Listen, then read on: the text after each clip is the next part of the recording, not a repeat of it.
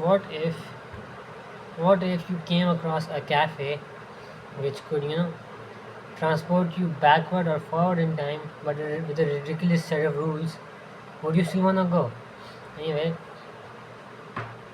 so last week I had read this book, Before the Coffee Gets Cold by Toshikazu Kawaguchi. Anyway, so basically the novel has four sections and four sections, four stories, whatever you wanna call it.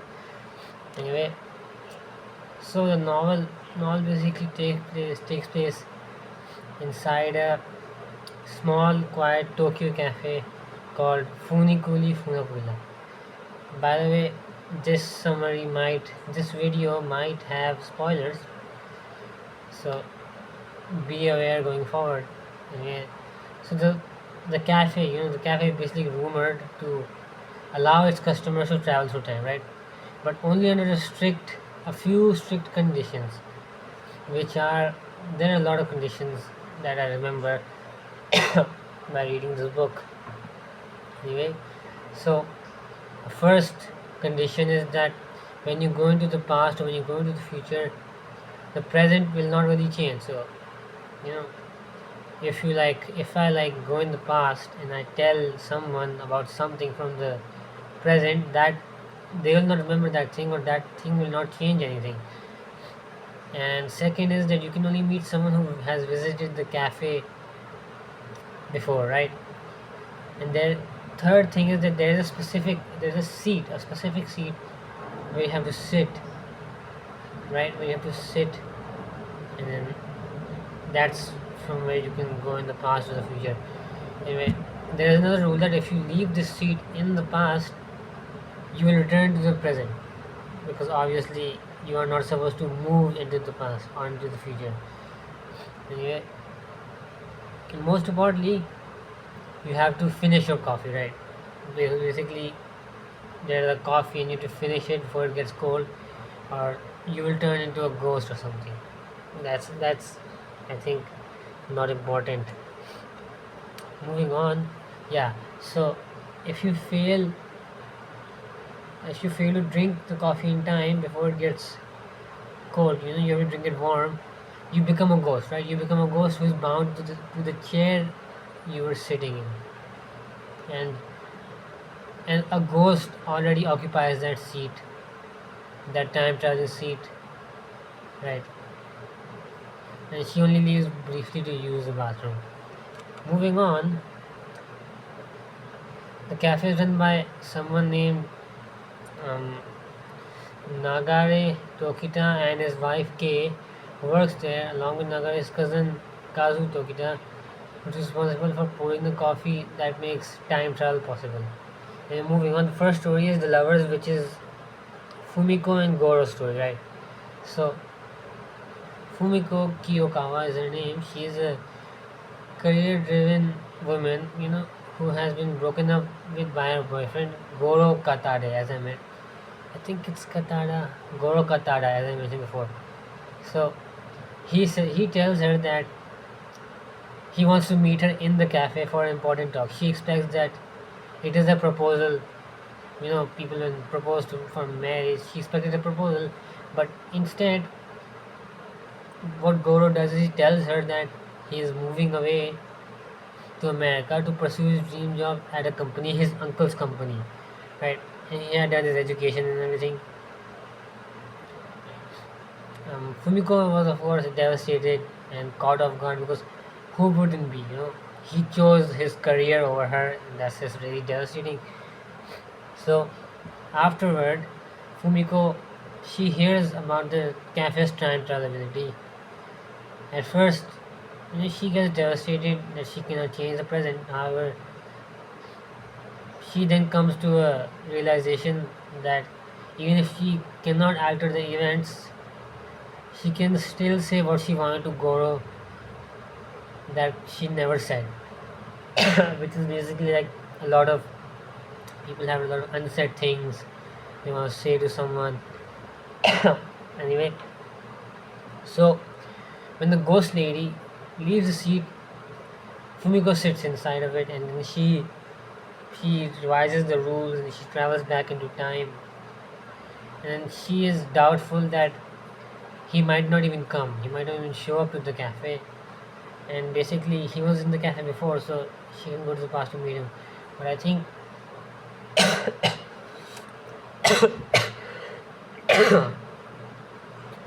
he comes to the cafe, and this time instead of she reacts with anger before, this time instead of reacting with pride and anger and other resented things, she speaks with honestly to Goro. Like, she tells Goro that she does not want him to forget her, and then she admits that she loves him, right? The mosquitoes. And she loves him, and she does not want to stand in the way of his dreams. And Goro confesses that he felt unworthy of her, of her success, and he feared that he was holding her back, which is why he pushed her away. And I mean, that line, that was really relatable because I felt like that in my life. Anyways, as her coffee starts cooling down and she drinks it, she begins to fade. And then what Goro does is, right. She asks Goro asks. I mean, he asks her to wait 3 years. Waits 3 years for her to return. Don't mind me, I have a really bad throat. Anyway, so when she comes to the back to the present, of course nothing has changed externally, but internally, inside of her, she has gained some hope and some clarity, and she leaves the cafe emotionally lighter. Because when something is pulling away at you and you share it or you get it off your chest, you feel emotionally lighter, right? The point of her point was to not fix the breakup, even though she wanted to fix it. She was able to express what she had been saying, what she had been too proud to say to Goro, right? Anyway, moving on to the next story of the husband and wife, which is Kotake's story. So, okay, so Fusagi was Kotake's husband, right? He would visit the cafe all the time. You sit there for hours reading travel magazines, right? And he is obviously suffering from an early onset Alzheimer's disease, and that's why he never gets bored of those travel magazines because he forgets that he was ever there in the cafe reading that exact novel. So he keeps on reading it. It's a little sad to read. Anyways, so give me a second. So Kotake, his wife, she keeps watching him slowly lose recognition of her, and then one day Fusagi forgets her entirely, which is really sad. You know, if I had a wife and she had Alzheimer's and she forgot about me, that would be really sad. Anyways, before his condition, worsened, Fusagi had expressed a desire. He expressed a desire to travel back in time to give his wife a letter, give Kotake a letter he had written when he was unable to tell her about his Alzheimer's. But of course, she is a doctor and she knows what's happening to him. So he also gets lost at once trying to find his way home. So after he leaves the cafe confused about who Kotake is and all that, because Kotake approaches him and says that I'm your wife and everything. It was really devastating to read. Anyways, so Kotake learns about the letter and she decides to travel back in time, and Fusagi forgets that he ever had to use the chair to travel. Anyways, so Kotake basically learns about the letter and she travels back in time to receive it from him. She travels 2 years into the past, when to a time when Fusagi still remembers her, right? Anyways, now Fusagi, right? Fusagi immediately realizes that she is from the future because it's very suspicious, you know. He was there in the cafe 2 years into the past, and then that exact chair was empty. And then when he looked up, suddenly Kotake was there, so he was suspicious. And he correctly deduces that in her present, he must have forgotten her. You know, he had a high intellect, or he had some kind of idea of it all. I think he was he knew what would happen in the future, that he would forget her and everything because of his Alzheimer's. Anyway, Kotake Kotake lies to him, right? She lies to him and she says that in the future his illness has been cured, and she does that because she wants to spare him the pain. So Fusagi, he hands her a letter and he thanks her. Then Kotake reaches the present, right? And she reads the letter. In the letter,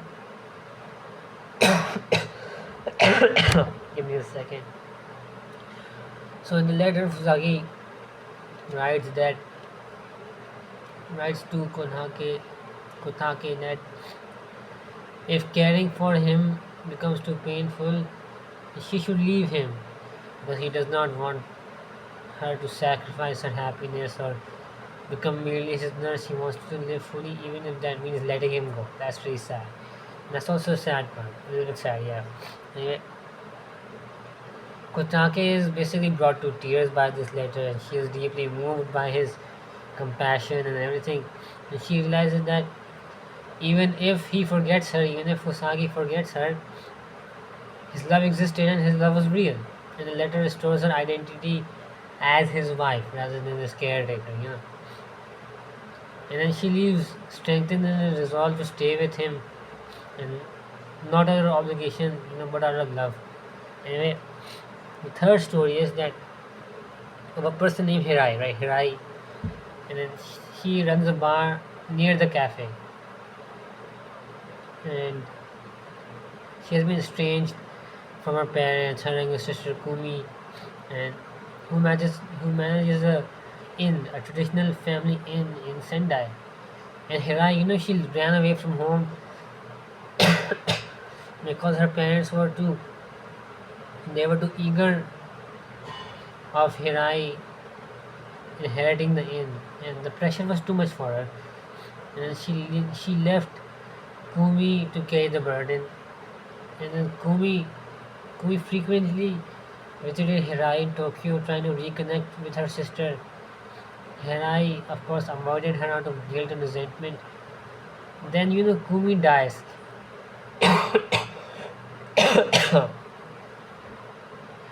One time, Kumi visits her sister Hirai in Tokyo, right?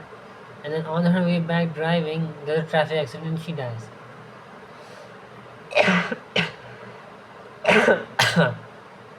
Anyway,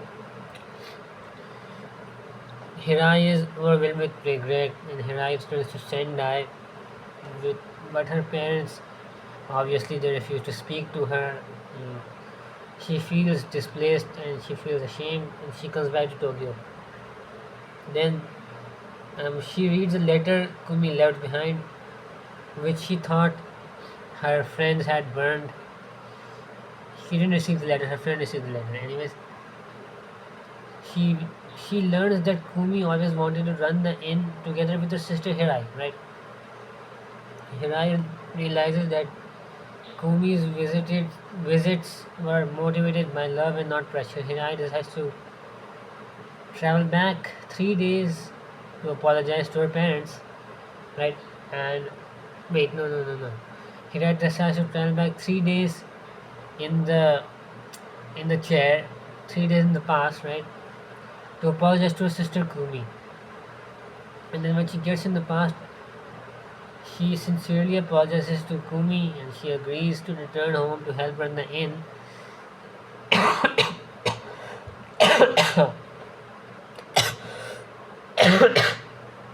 Right? And then Kumi course she cries with relief and joy. And um, Hirai struggles to finish her coffee because she wants more time with Kumi, right, her sister, and then she wants to stay longer. She risks becoming a ghost, and Kei urges her to return, and then promise Kumi's memory by living out her promise of running the inn, right? So finally, Hirai finishes her coffee, and she returns to the present with peace. Anyway, she leaves Tokyo to rebuild her relationship with her parents and runs the inn. In the past, obviously, remains unchanged. Kumi is still dead, but Hirai's heart is no longer um, burdened by regret. And the next story is Mother and Child, which is the cafe owner's wife's story, right? Kei's story. And Kei Tokita, Nagari's wife, she's pregnant, right? She has a severe heart condition too, and her doctor basically warns her that carrying this baby to term, to till the birth of the baby could result in her death, right? From the weakened severe heart condition, right? And Kei's condition obviously worsens, and Kei grieves that she may never meet her child. And when the time travel seat becomes, available, she decides to travel into the future.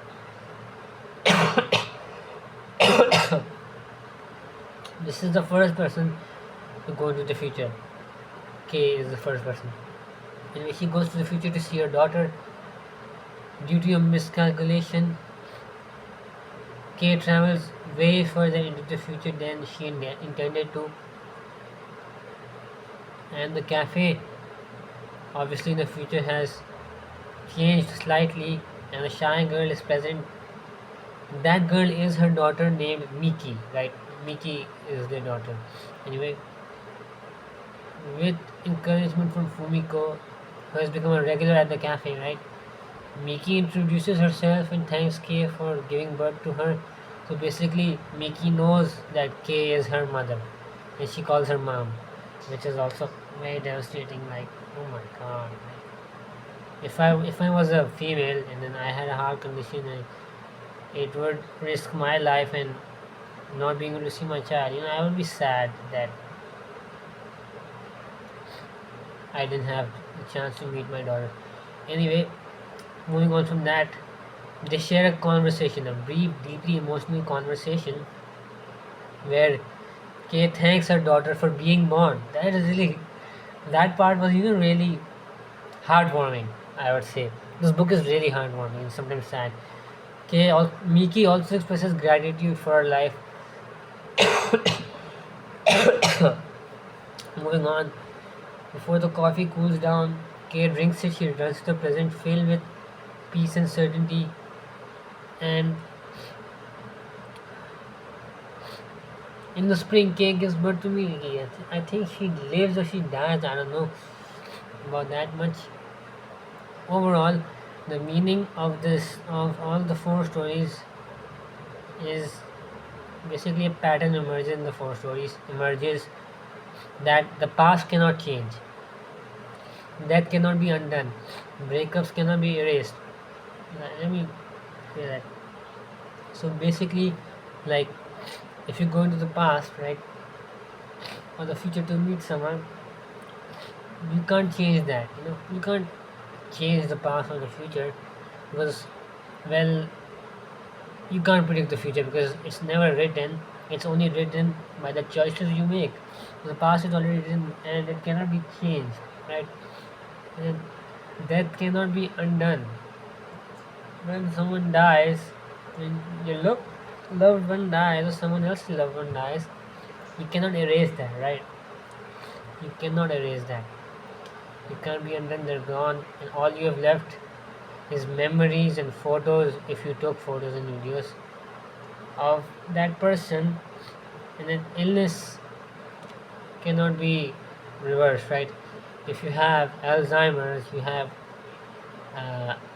dementia, that can't be that cannot be reversed. Those illnesses are memory based and they are irreversible.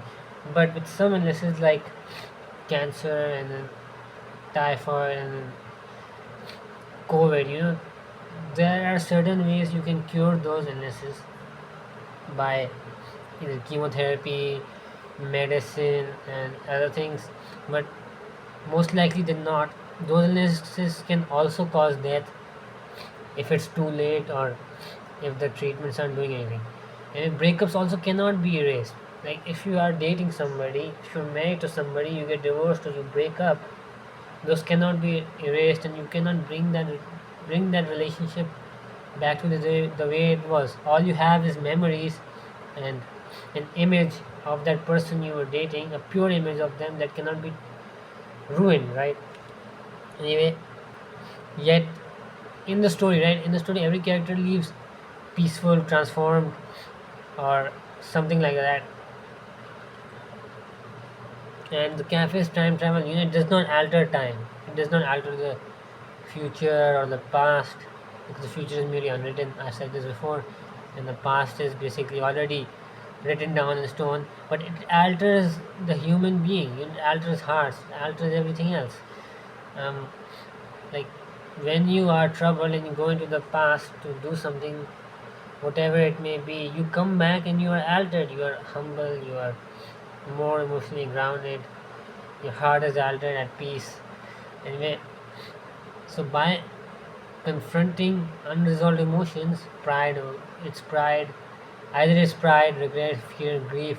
Each of the four characters, they gain clarity, and that clarity shapes how they move forward, how they live life going forward.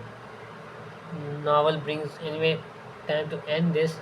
So novel basically argues that getting your closure with someone is important and it matters, and whatever words are left unsaid, like if you had a grandfather and you had some words you had to say to him, those are left unsaid words, right? And they can be harsher, heavier, or much more emotionally hurting than reality, right? And love remains meaningful, right? Love remains meaningful even if someone's memory is gone by Alzheimer's, dementia, and everything, right? And then, right, this point I've talked about before. The future is not shaped by changing the past, but by changing yourself, right? You can change yourself, you can better yourself. If you hate the past, your mistakes in the past, you can look upon those mistakes and you can become a better person, right? And then the final point is that the title of this novel is symbolic, right? It's symbolic. It tells you that time is limited. You have time with people. You have, for example, time with your father or your mother or your siblings. That time is limited, right? People will grow old and people will die. And that time is limited.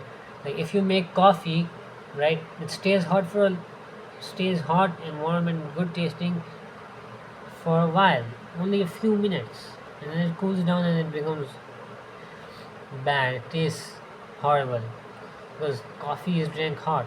Think of your siblings, parents, mothers, fathers as a coffee, and if it cools down, you run out of time to cherish it and say what you want to. And final take from this would be to have opportunities to speak up and love the people you do, right? Because nothing lasts forever, right? Everybody is gonna either pass away or move apart, and you just have to say what you feel, or love the person without regret, say things without regret. And if you feel like you want to talk to your father about something and think that this might be cringe or you might be bothering him, I'd say shoot your shot, go for it. And yeah, go for it. um, I don't have much to say, but like if you want to talk to someone heart to heart, you should shoot your shot without thinking yourself as being a weird person. Anyway, that's about it. Make sure to subscribe and Yeah, this was the novel, and I'd say you should give it a read. It's a good novel. Anyway, bye bye. Hammer out.